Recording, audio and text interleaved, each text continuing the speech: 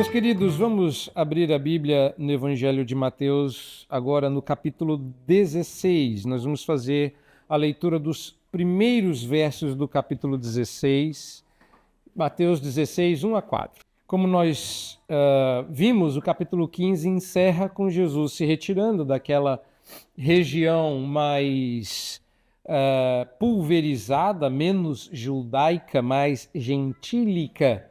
Agora, eu imagino que se você vem acompanhando as exposições, esses termos não lhe são mais um mistério.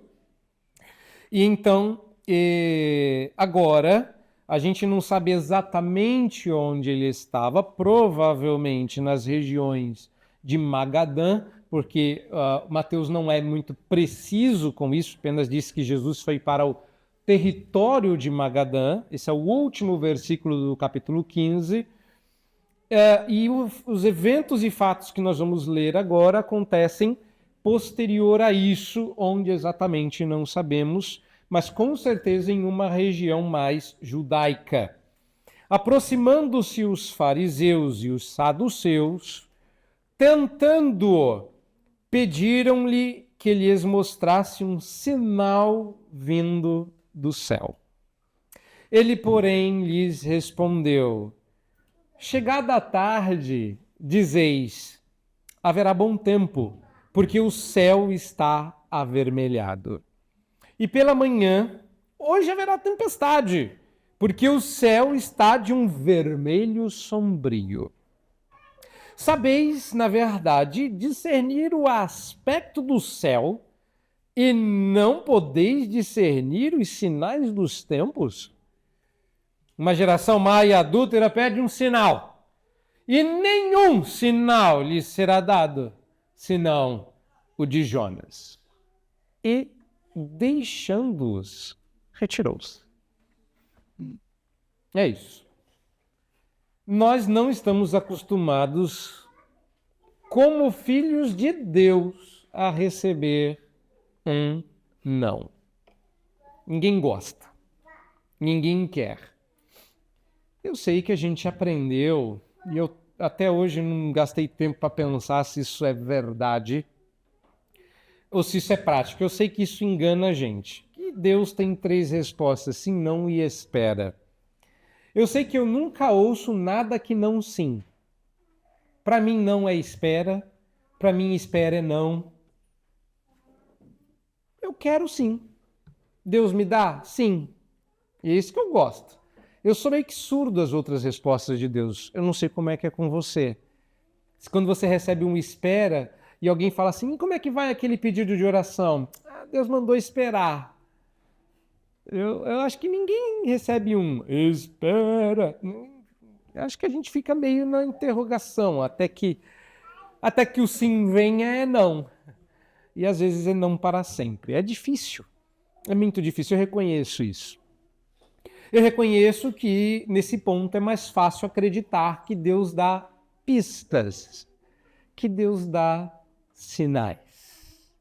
É muito melhor quando a gente crê errado, tá? Crê equivocadamente, que se você pedir a Deus um sinal, você vai meio que percebendo se aquela é a vontade de Deus, né?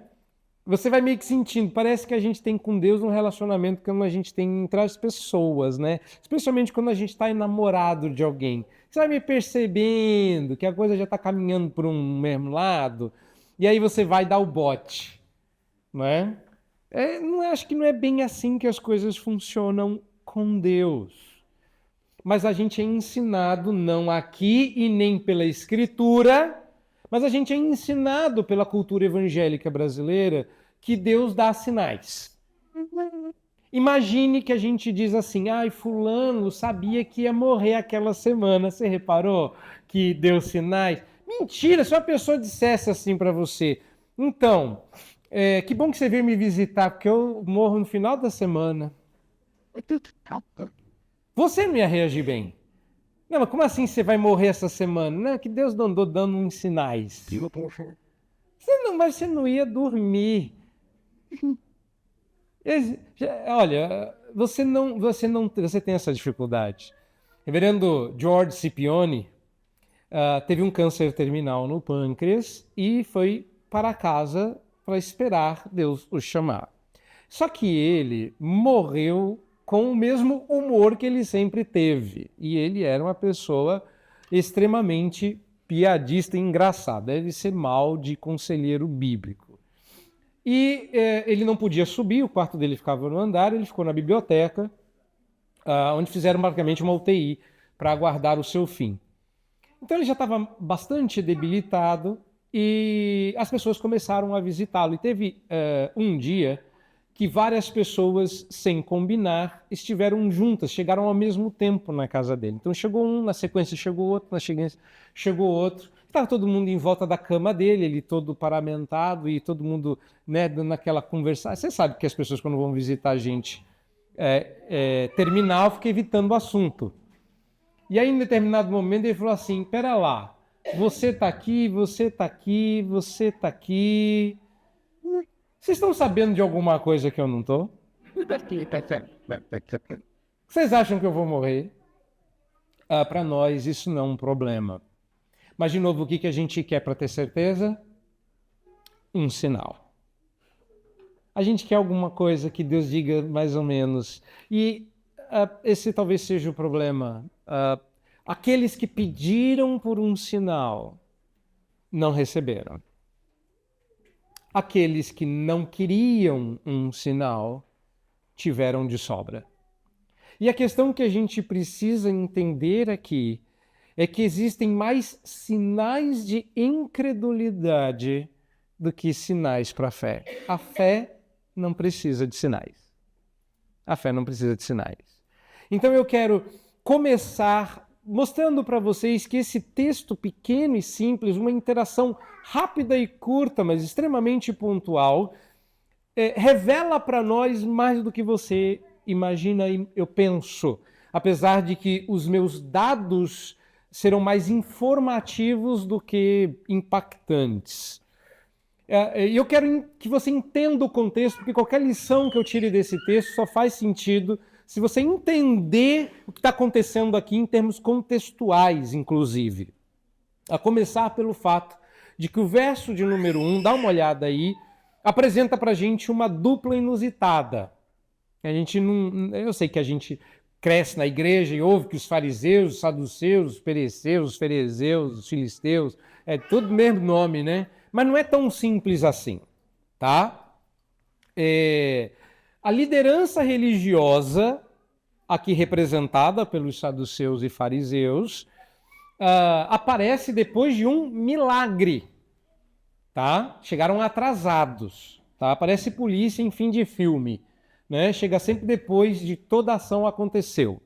Então, Jesus multiplicou pão, peixe para 4.000 homens, o que mais do que duplicava a quantidade de gente que comeu, cestos do tamanho de um homem em pé, e chega agora, os saduceus e fariseus falam assim, não tem como a gente ver um sinal, não?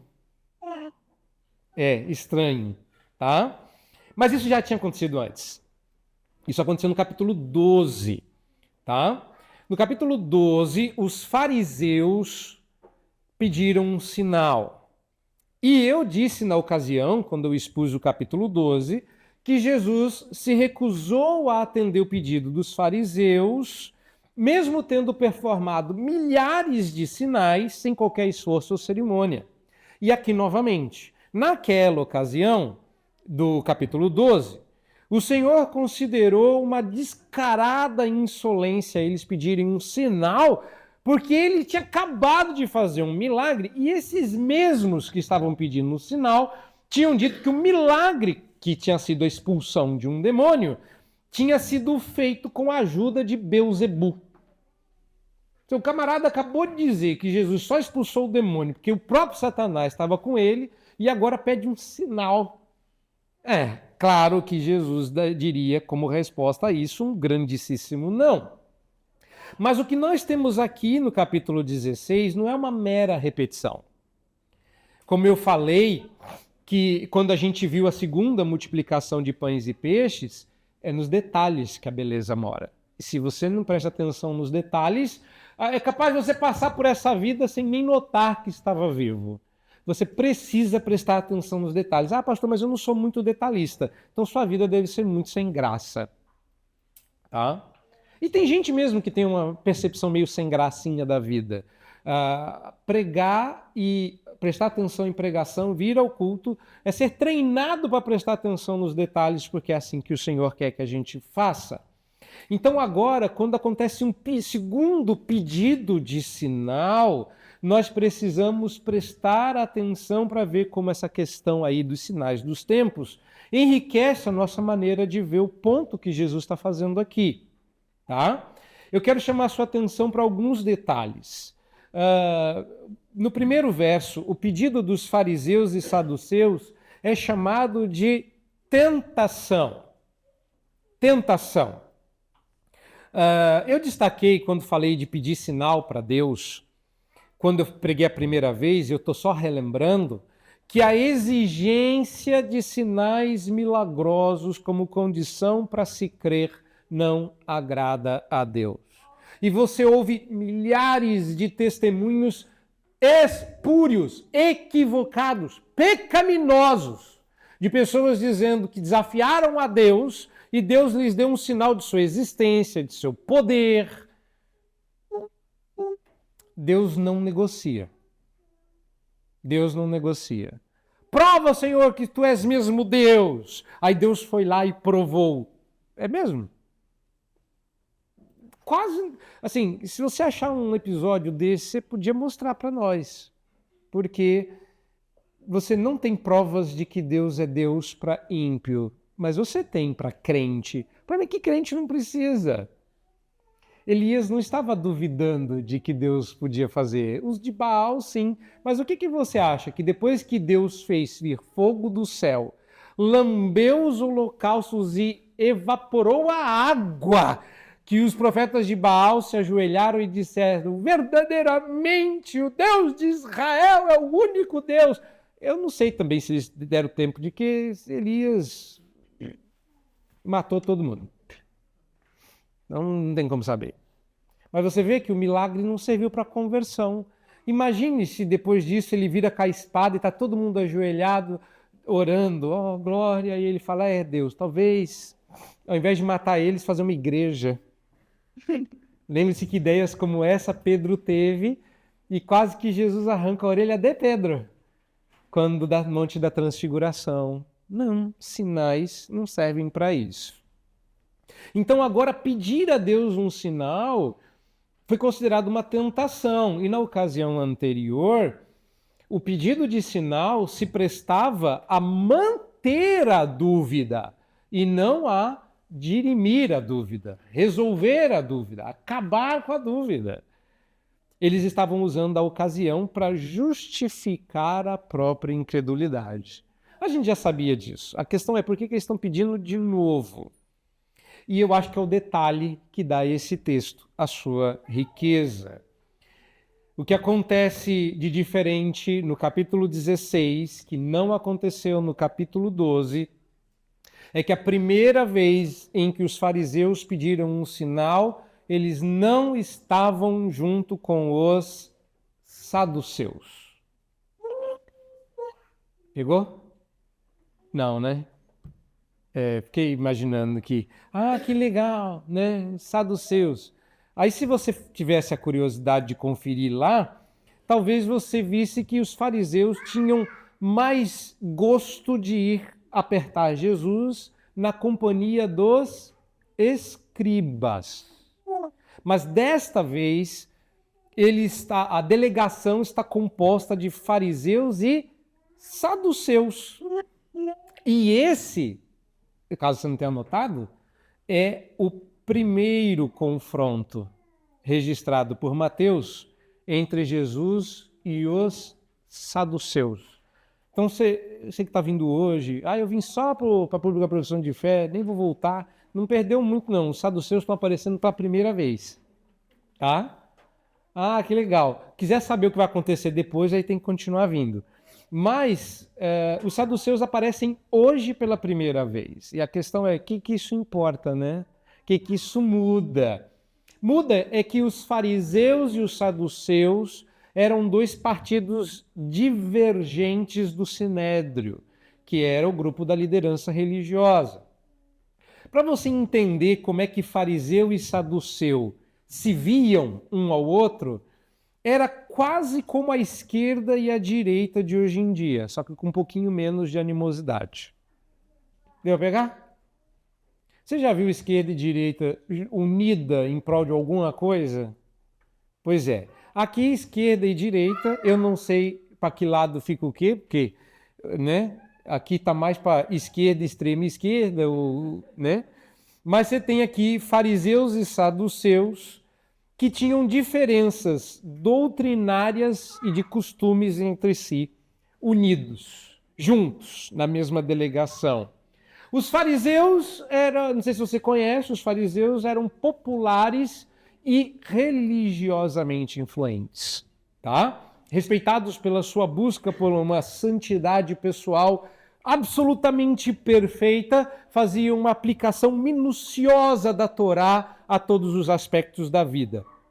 Com um diferencial importante: os fariseus reconheciam e levavam a sério a tradição oral, várias vezes no Evangelho de Mateus chamado de o costume dos antigos. Inclusive, Jesus tem mais briga com os fariseus, porque esse é o primeiro ataque que ele faz. Ouvistes o que foi dito. Não tinha escrito. Era tradição oral.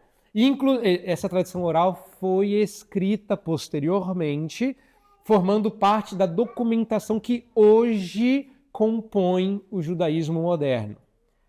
Tá? Então, os fariseus era esse povo aí que estava construindo a tradição oral e nela cria. Ainda que crescem também na ressurreição dos mortos, na vida após a morte e na existência de anjos e demônios, o que não era o caso dos saduceus. Os saduceus não eram nem populares nem influentes. Eles eram um grupo menor do que os fariseus, mas eles tinham uma coisa que os fariseus não tinham: dinheiro. Os fariseus governavam pelo seu poder econômico. Eles eram compostos pela aristocracia sacerdotal e pelas famílias que controlavam o templo de Jerusalém. Então a influência deles era de caráter mais político do que religioso. E diferente dos fariseus, como eu disse, não aceitavam qualquer outra coisa a não ser a Torá, não acreditavam em ressurreição de mortos, não acreditavam em anjos e demônios. Essa era a diferença. E os dois compunham a liderança do Sinédrio. Imaginem só. Aí a pergunta é, aonde que o senhor quer chegar? Fariseus e saduceus não se davam. E a principal divergência, dizem os historiadores, estava na crença da ressurreição dos mortos. Parecia aquela briga gostosa de ter. Igual quando você tem com seu amigo arminiano, você chega, bom dia, perdeu a salvação hoje? Ou seja, desnecessário, mas você quer arrumar uma briga? É mais ou menos isso que acontecia com eles, né? Chegava um saduceu e falava, ei, fariseu, ressuscitou alguém da sua família? Porque os fariseus acreditavam em ressurreição e os saduceus diziam que isso não existia, tá? E é claro que a gente sabe que naquela época muitos rabis eram candidatos a Cristo e faziam um sinal ou outro. E os saduceus eram expertos em expor os charlatões, especialmente os que diziam que haviam ressuscitado mortos, tá? Agora, o fato dos fariseus aparecerem agora pela segunda vez pedindo um sinal com os saduceus é estratégico. Da última vez, Jesus respondeu que o que ocorrera com Jonas era um tipo. Ou seja, o acontecimento com Jonas era análogo ao que iria acontecer com o Filho do Homem. E Jesus deixa claro que o assunto era o episódio na barriga do peixe. Jonas passou como que 3 dias morto e de lá Deus o reviveu, pois o Filho do Homem vai ressuscitar depois de 3 dias no coração da terra. Ótimo. Jesus disse que a prova de suas credenciais seria algum tipo de ressurreição. Joia. Então, eles foram até Jesus pedir um sinal, porque esperavam que Jesus tocasse nesse assunto de novo. E o pior, e se Jesus resolvesse atender? Ah, é? Vocês querem um sinal? Então tá bom, vou ver um morto aqui que eu vou ressuscitar para vocês verem. E eles estavam na expectativa que ou Jesus falasse de Jonas, ou Jesus ressuscitasse de fato alguém. Porque agora eles estavam preparados e traziam a tiracolo especialistas em desmascarar charlatões ressuscitadores, os saduceus. Então essa principal diferença entre fariseus e saduceus agora era o trunfo que eles tinham. Porque o único motivo possível para esses dois estarem juntos era o ódio à mesma pessoa. Para você entender o que eu imaginei do contexto, quando aparecem fariseus e saduceus, Jesus está saindo, multiplicação, todo mundo de barriga cheia, sabe? Depois de almoço do Dia dos Pais, que ninguém consegue se mexer de tanto que comeu. Aí, que eles comeram muito, diz a Bíblia que eles se fartaram, vêm dois grupos juntos e você fala, hã? Eles dois andando juntos, coisa boa não é. O que teria feito esses dois estarem aqui? Qual era o clima, a tensão no ar? A cena que me veio à cabeça foi alguma coisa tipo Pink Blinders, sabe? Em que um mafioso chega para outro e fala assim, nós temos um inimigo, e vocês podem nos ajudar com isso. Isso era de temer, porque se tinha gente ruim no mundo e esses dois se juntaram, é porque a coisa agora era vezes dois. Eles não estavam lá numa conversa qualquer. Um grupo procurou o outro. Meu voto vai para os fariseus. Os fariseus chegaram para os saduceus, na minha cabeça, e disseram assim, nós tomamos um escovado da última vez e vocês não acreditam em ressurreição, e o homem lá parece que acredita. Mas é o seguinte, vocês não gostam dele, a gente também não gosta. Se vocês forem e ele falar do Jonas, vocês pegam ele na curva. Bora? Bora. E eles foram. Se o Filho do Homem ressuscitaria após 3 dias do coração da terra, como Jesus disse que Jonas tipificou, era na frente dos saduceus que isso tinha que acontecer. É agora. Eu quero ver ter coragem de dizer na frente dos saduceus que vai ressuscitar. Porque se ressuscitar e o saduceu acreditar, aí vai. É o Messias. Eu quero ver isso acontecer. Porque se não acontecer, meu amigo, esse homem vai ter que ouvir os melhores sobre o assunto calado, porque os saduceus vão comer esse Jesus com farinha, acreditavam os fariseus. Eu acho que faz mais sentido isso. Então tá lá os dois, unidos em prol de derrotar um inimigo comum, Jesus Cristo, incriminá-lo. A pergunta que fica é se Jesus daria o sinal que eles pediriam. E eu penso que esse texto, então, à medida em que Jesus responde, a partir do verso 2 até o final, nos trazem algumas lições, 2 no total. Eu creio que o verso 2 e 3 nos ensinam que quem quer sinal não quer o Messias. Eu acho que esse talvez seja o principal problema da igreja moderna, diga-se de passagem. As pessoas querem milagres, mas não querem Cristo. Elas querem ver maravilhas, eles querem ver a glória, o seu poder, elas querem ver a sua... Como é essa música? Pois é, eu quero ver a glória do Senhor hoje aqui, mas eu não quero ver o Senhor aqui em toda a sua glória. Percebeu a diferença? Jonathan Edwards dizia que todo mundo quer ir para o céu, mas ninguém quer chegando lá encontrar com Deus. O problema é que quando você quer sinal, você não quer o Messias. Uma igreja quer o Messias, e uma das coisas sem graças de uma igreja é a ausência de sinais. Quando eu era adolescente, recém-chegado aqui em São Paulo, fazia alguns poucos anos, Eu me lembro de das poucas pessoas com quem eu havia inicialmente me ligado, dizer que estava indo embora da nossa igreja. E eu falei, algum problema com esta igreja? Ele falou, não, meu problema é com a igreja presbiteriana. Nó, que foi? Ele falou assim, rapaz, eu venho aqui domingo após domingo, não tem um demônio expulso, não tem uma língua, um foguinho, nada, não tem um sinal. Eu vou para uma igreja onde tem sinais. Quem quer sinal? Não quero Messias.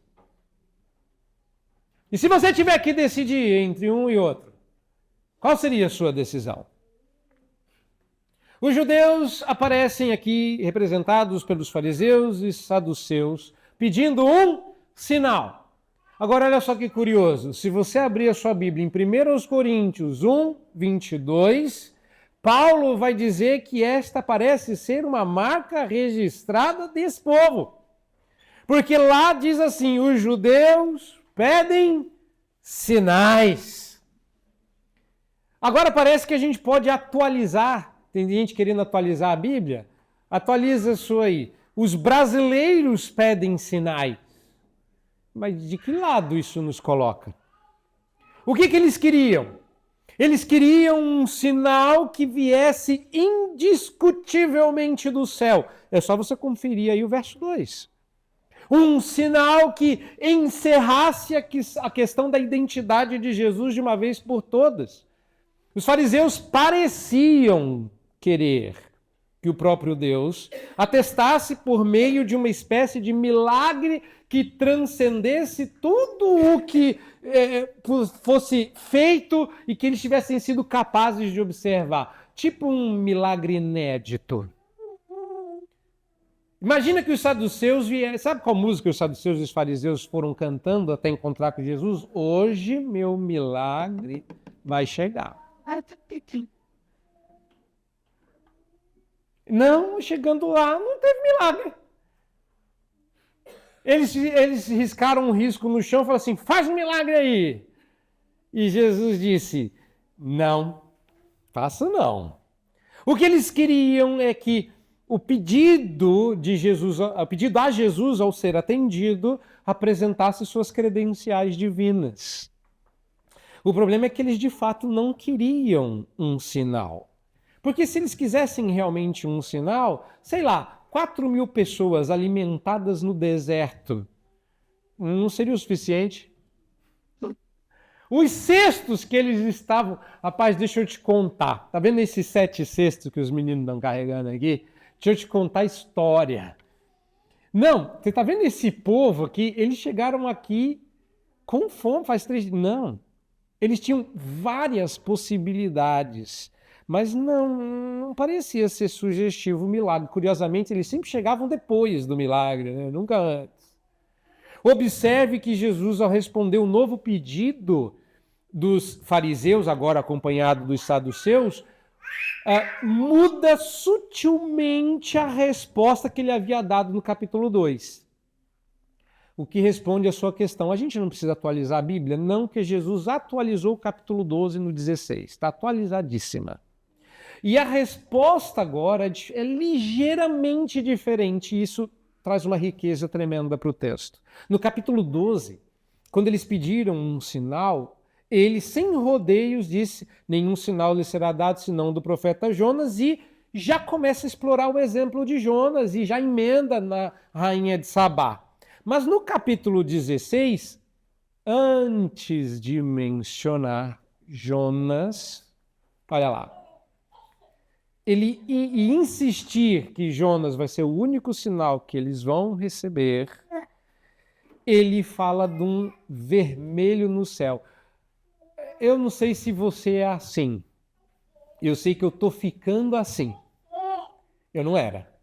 Eu também era objetivo. Perguntou, respondeu. Mas a idade e as histórias fazem com que a gente vire contador de história. Você é assim, pergunta um negócio para a pessoa e a pessoa começa a rodear. E esse tipo de pessoa, se você interrompe, ela reseta. Não pode interromper. Senão ela volta do começo. Fala, não, vai ouvindo. Aí o vai ouvindo, né? Ela não continua da onde ela parou. Ela volta uns 2 ou 3 capítulos. E você fala, eu vou ficar ouvindo, porque se eu interromper essa história, nunca vai ter fim. E não dá a sensação de que Jesus começa assim, então. Tem um vermelho no céu, moço, aonde você está indo? Aonde? Faz um sinal aqui para nós. E Jesus começa, então, porque quando é vermelho no céu e a chuva, e fala, o que ele está falando? E nesse ponto eu não vou explorar, porque a maioria dos pregadores quer ensinar para vocês sobre geografia da Palestina da época dos ventos, que me poupe. Nada disso será relevante. O ponto aqui não é esse. O ponto é que Jesus está fazendo um trocadilho com a palavra sinais. Você pegou esse ponto? Jesus está fazendo troça, piadinha, tá? Manda um sinal. Olha a pergunta deles. Mostra um sinal vindo do céu. Eu fico imaginando Jesus, que Jesus era um pouco piadista. Ele tinha um humor. A gente não vê isso, mas a gente acha que Jesus era, né, uma sofrência, né? Ou então uma pessoa muito séria. Ele fala, um sinal no céu. Eu fico imaginando Jesus olhando para o céu. Aí todo mundo olhando junto, o sinal vai vir, ele vai fazer um sinal. E ele fala assim, quando tá vermelho... Aí todo mundo, onde ele vai? Quando tá vermelho, o sinal, o céu, vocês sabem quando é bom tempo e mau tempo. Vocês sabem que de manhã, o céu vermelho, você fala assim, vai dar ruim isso aí, hein? De manhã, essa hora, céu vermelho, vem chuva. Mas se o vermelho tá à noite, você fala assim, coisa boa, hein? Amanhã é sol. Vai ser bom, amanhã tem pesca, hein? Amanhã vai dar peixe, vai dar praia. Você sabe, não sabe? Exato. Aí você fala, o que Jesus quer ensinar? Eu sei que a gente gosta de uma alegoriazinha. Sinal vermelho no céu e está falando do sangue do cordeiro. Vermelho, né? Não faz isso não. É feio e bobo, tá? O ponto de Jesus é, quando vocês olham, vocês querem um sinal vindo do céu. Então vou dar para vocês, ó. Quando o céu está vermelho, vocês não querem um sinal do céu? Então, você vai falar assim, mas espera lá. Isso parece piada de tiozão. Isso lembra meu pai, Dia dos Pais. Jesus falou assim, sinal do céu. Eu falei, então, no céu, quando o céu fica vermelho, não é isso que a gente quer. A gente queria um milagre brilhante. Jesus falou assim, não, vocês pediram um sinal no céu. Agora, vocês pegam um mesmo sinal, olha Jesus fazendo uma piada brilhante aqui. Isso aqui é genial. Isso não é que beira a genialidade, isso aqui ultrapassa, aliás, muito revelador a criança que não é tão criança assim, dizer que ela não era tão genial assim. Olha o gênio de Jesus dizendo que eles são capazes de pegar o mesmo sinal, céu vermelho, e discernir quando céu vermelho significa bom tempo e chuva. Vocês têm a sabedoria, a perspicácia de olhar para um sinal e interpretá-lo corretamente, a depender da ocasião, não é? Vocês são bons de olhar para o céu e olhar um sinal e discernir. Vocês estão pedindo um sinal vindo do céu, ou seja, vocês são capazes de fazer o mais difícil e não conseguem fazer o mais fácil. Jesus sabia que um milagre podia ser falseado ao ponto de ser praticamente indistinguível do verdadeiro. Mas o contexto seria suficiente para discernir a diferença entre dia de sol e dia de tempestade. Ou seja, se pairassem dúvidas reais sobre os sinais performados por Jesus, bastaria dar uma olhada mais atenta ao contexto. É isso. Só para você prestar. Se você prestar atenção, você dá conta de perceber. E é horrível quando a gente está acostumado a receber a resposta pronta. E o seu professor, mestre, orientador diz assim: essa você sabe. Se esforça um pouco mais que você dá conta. Eu recebi 2 dessas na minha vida, inesquecíveis. Foi horrível. A primeira foi com respeito ao inglês. Eu estava ajudando uma pessoa, obviamente que eu não vou expor o pastor que eu estava ajudando a traduzir, eu era o seu amanuense, ele traduzia e eu escrevia, e teve uma hora que a gente teve que fazer a inversão. E aí ele estava já cansado, porque toda vez que ele falava uma palavra em inglês ele tinha que soletrar. Aí ele falou uma qualquer lá, e eu falei, como é que escreve essa? Ele falou assim, essa você sabe. E aí ele repetia. Eu não sei o que era, mas assim, uma das que eu mais detestei aprender na vida é a garganta. Aí ficava lá. Eu falava, gente, o que ele está falando? E eu não sabia. Mas a pior de todas foi quando eu estava escrevendo a tese e eu cheguei em um momento que eu falei assim, de onde será que o reverendo Vadislau tirou isso? E aí eu perguntei para ele. E ele falou assim, essa se você pesquisar, você acha. Eu não estava achando. Eu queria que ele dissesse. E eu fiquei bravo, não vou dizer. E aí eu fui com a força do ódio para a biblioteca e não achei. Eu achei. Jesus está dizendo isso para eles. Se vocês pegassem a força do ódio que vocês têm contra mim e usassem para achar a resposta que vocês estão querendo, essa vocês achavam. O problema é que, curiosamente, a gente cai muito fácil nesse tipo de armadilha.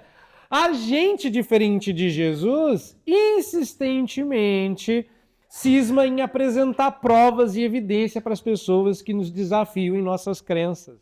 Você diz que é pressuposicionalista, você fala de pressupostos, você fala de cosmovisão, mas o primeiro evidencialista que aparece na sua frente, você quer provar que você está certo. Você quer provar que Deus existe. Você dá um sinal, você não faz como seu mestre. As pessoas que desafiam você a provar a sua crença não querem saber das provas, eles só querem ver vocês pulando igual animais de circo, tentando fazer o show do crentão. E você fica lá, tentando fazer ele crer, tentando dar prova, tentando mostrar. Essa vai te convencer. Esse livro vai... Não, pare com isso. Pare com isso. Quem pede sinal não quer o Messias. Aqueles que pediram um sinal por 2 vezes não obtiveram nada a não ser rejeição divina. Como se nunca estivessem realmente dispostos a reconsiderar, qualquer argumento seria desprezado. Então a resposta foi nada. Porque qualquer que fosse a resposta, eles iam dizer, sua fé está errada, sua crença não presta, os seus argumentos não servem para sustentar esse ponto de vista. Então Jesus se recusou a jogar as pérolas dos seus sinais para porcos indispostos.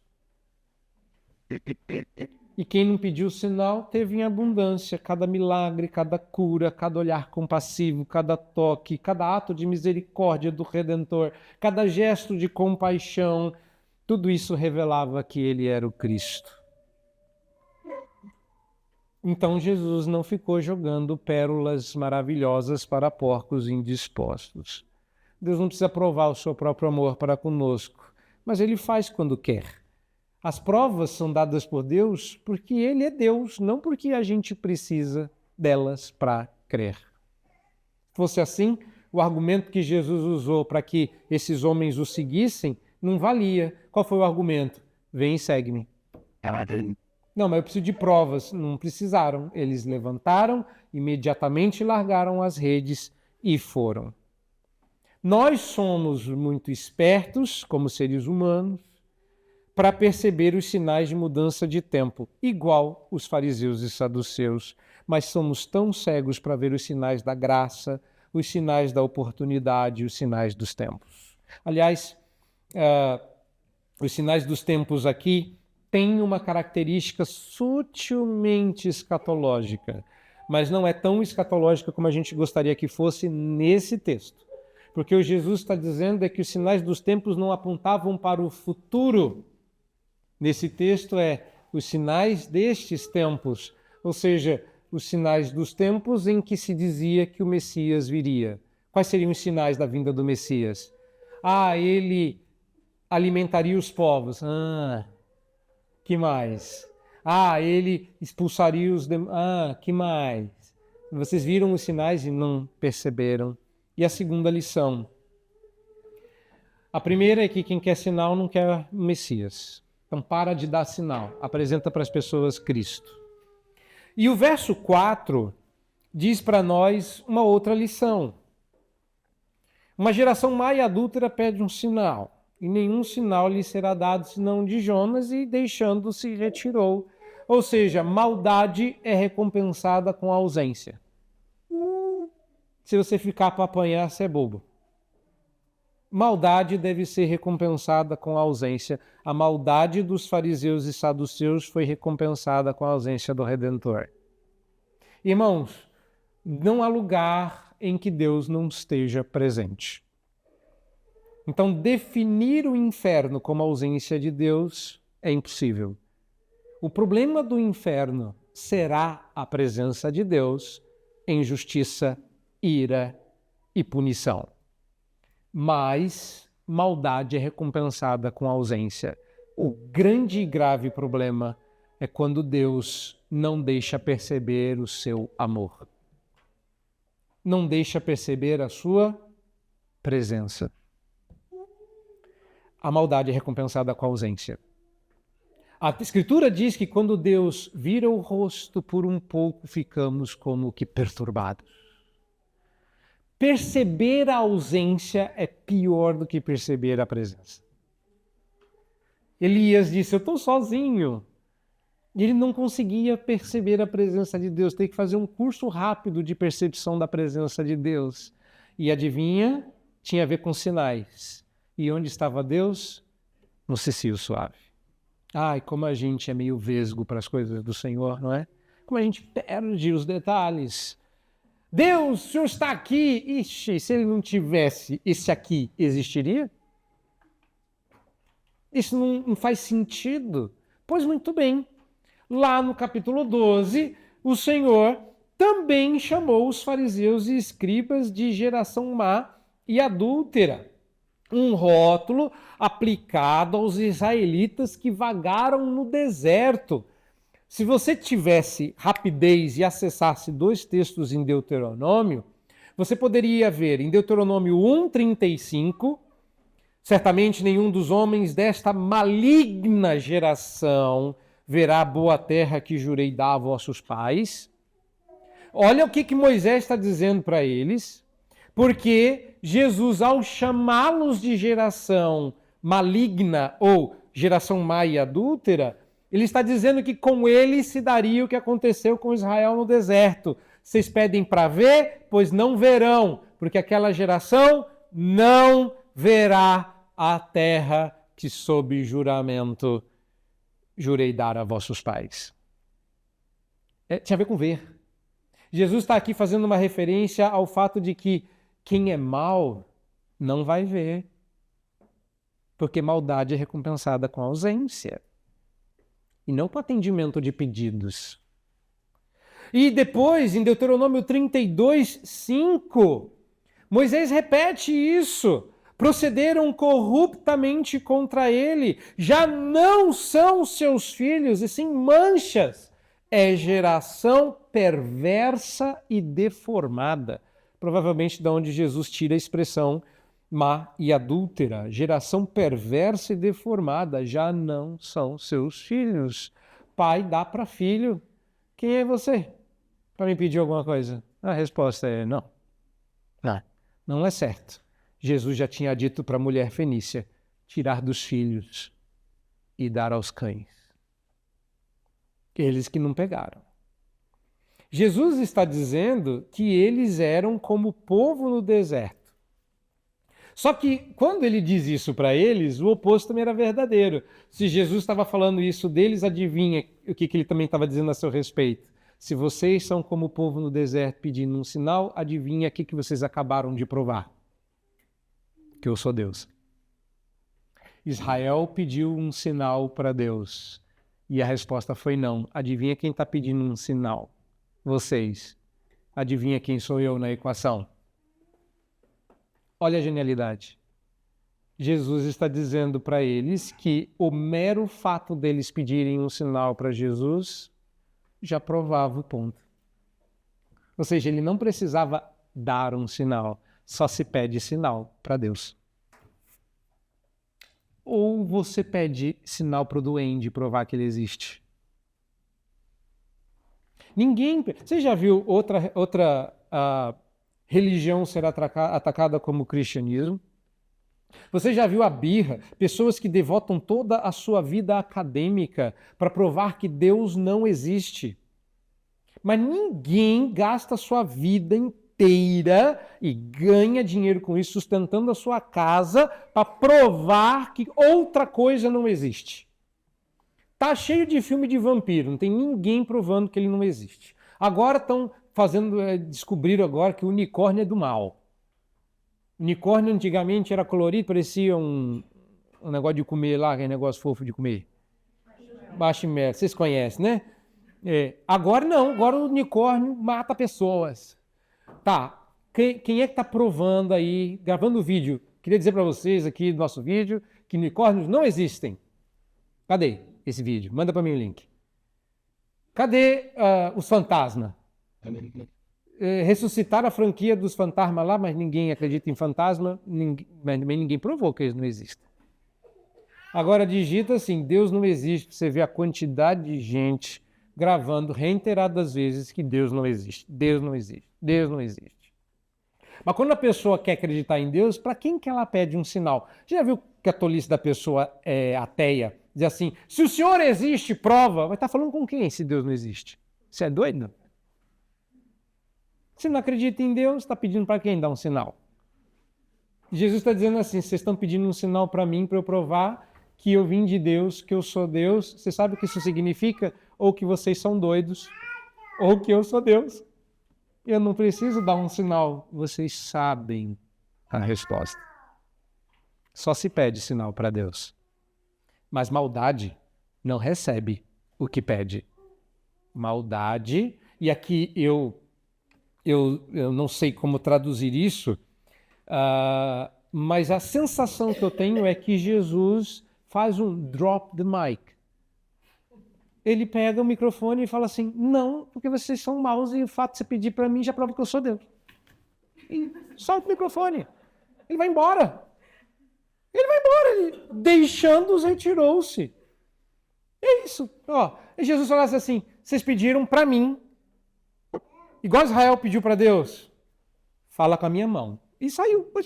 Como assim, cara? Foi embora. Ele foi embora. Quer saber? Não. Como? Ele só foi embora. É isso. Não tem mais nada. Aí você vai para o próximo texto, é outro assunto. Ele que vai puxar o assunto do fermento dos fariseus, ele vai embora, ele vai falar com os discípulos dele, acabou-se. O problema é que a gente está num mundo cheio de pessoas idênticas aos fariseus. E apesar do testemunho concedido por Deus em sua palavra acerca da identidade de Cristo, um testemunho como esse que deveria convencer qualquer criatura sensata de que ele é de fato o Filho de Deus, a gente fica querendo dar mais. Não, meus queridos. Se a palavra não convencer, esqueça, nada os convencerá. Nada. Quando o rico vai para o inferno e Lázaro para os braços de Abraão, na parábola que Jesus conta em Lucas, o que é uma certa controvérsia se aquilo é de fato uma parábola ou se é uma história real. Eu sou do grupo que acredita que é uma parábola real, ou seja, é uma parábola de uma história real. O rico, em algum momento de desespero, fala, ok, eu me lasquei e desisto. Já que nem uma gotinha de água para aliviar a minha sede vai vir, ótimo. Vamos fazer o seguinte, pelo menos, olha que altruísta, hein? Olha que solidário. Olha que preocupado com a sociedade. Ele falou assim, manda pelo menos alguém lá para os meus irmãos, para eles não virem para cá. Pode ser um demônio do inferno, um anjo do céu. Alguém que faça assim, buh, só para eles, é real, só para eles não virem para cá. Porque deu ruim, né? Eu não acreditei, me lasquei. Entendi, já vi que, tá bom, tá, eu não tenho jeito, tá. Mas eles ainda têm, né? Então, tem como mandar alguém lá só para dar aquele, sabe, aquele susto? Só aquele susto, aquele coisa de olhar no espelho assim, ver um fantasma de filme, só um oi, né? E ele fala assim, não, eles têm a lei e os profetas. A gente querendo dar sinal para os outros, oh, prova aí que Deus existe, espera aí que eu vou abrir em Gênesis. Não, mas eu não acredito na Bíblia, deixa eu ler para você. Não, eu não acredito na Bíblia, deixa eu ler para você aqui. Aí você lê e a pessoa se converte. Como é que isso acontece? Porque nós não precisamos de sinal. Nós precisamos é tomar vergonha na cara e ser fiel. Jesus não prova que ele é Deus, ele só é. Deus não prova que ele é Deus, ele só é.